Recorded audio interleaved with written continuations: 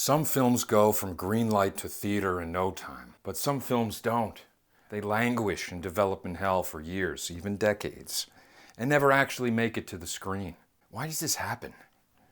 How does a movie fall into the category of lost film? Today we're talking about the Splinter Cell movie, a film adaptation of one of the most beloved video game franchises of all time. A property rife with potential for a huge blockbuster hit. Why then was it lost? Let's find out. In order to trace the history of this particular lost film, we need to pay attention to the games.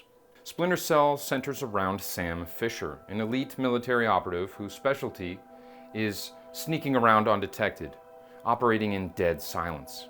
Our timeline starts in December of 2004. The second game, Pandora Tomorrow, had just come out. It's a young franchise. Variety announces that Paramount, who makes all the Tom Clancy movies, has acquired the rights to Tom Clancy's Splinter Cell. Peter Berg will direct, and the writer of the video games will pen the script. The series is about to reach its peak with the release of the third game, Splinter Cell Chaos Theory. It is one of the most celebrated and fondly remembered video games of its entire generation. 8 months pass with an unusual silence over the property, and then word that the film will be moving to DreamWorks. Peter Berg and the two writers are out.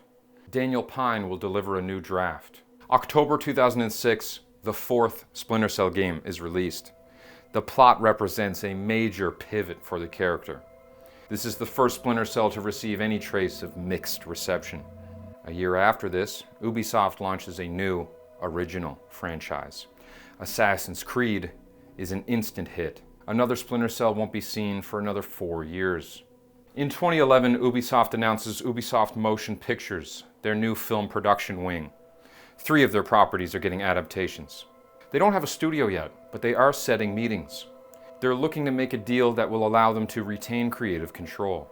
At the end of 2012, Ubisoft finds their partner studio. Collider announces that Tom Hardy will play protagonist Sam Fisher. A new writer writes a new draft. The CEO of Ubisoft Motion Pictures entices Splinter Cell fans by promising a thrilling story while still respecting all the codes and traditions of the franchise. 9 months later, Splinter Cell Blacklist is released. While receiving generally positive reviews, a lot of fans reject the recasting of the protagonist.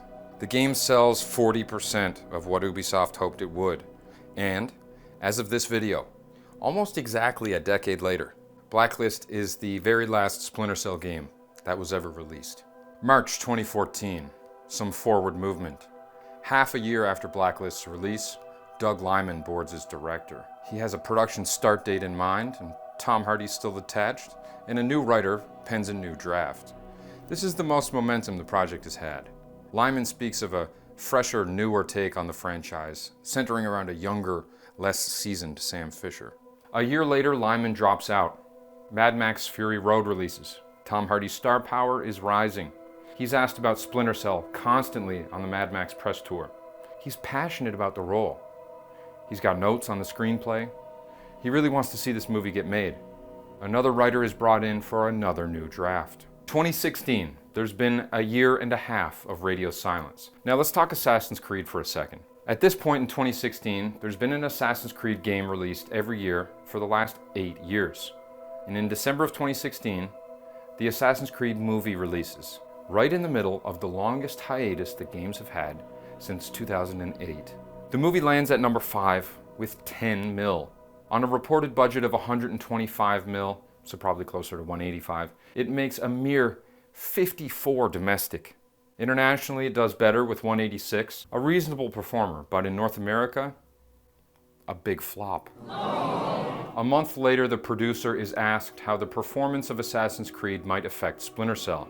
He remarks that Splinter Cell is a much different project than the Assassin's Creed adaptation, mainly because Splinter Cell lacks a fleshed out backstory or much lore, allowing them to augment the characters and make up their own world.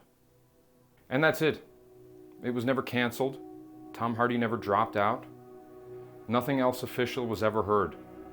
Another game didn't even release. The series faded from multiple mediums. So what happened to Splinter Cell? You know, we have to tap into the mind of a big, dumb studio.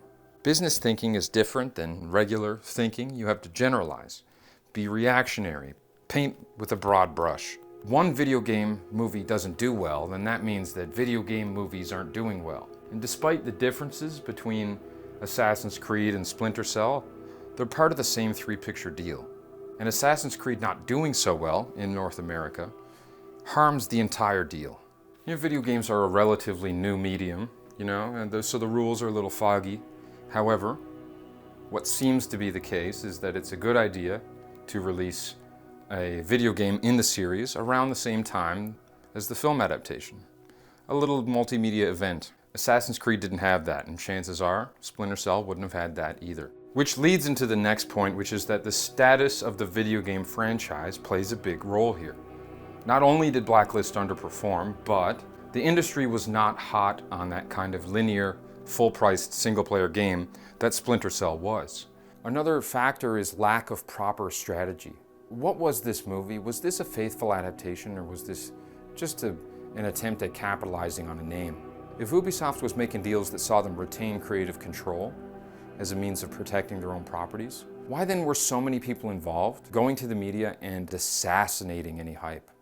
Studios seem to have ways of gauging the online hype for a property, and the Splinter Cell film kept neutralizing its own hype.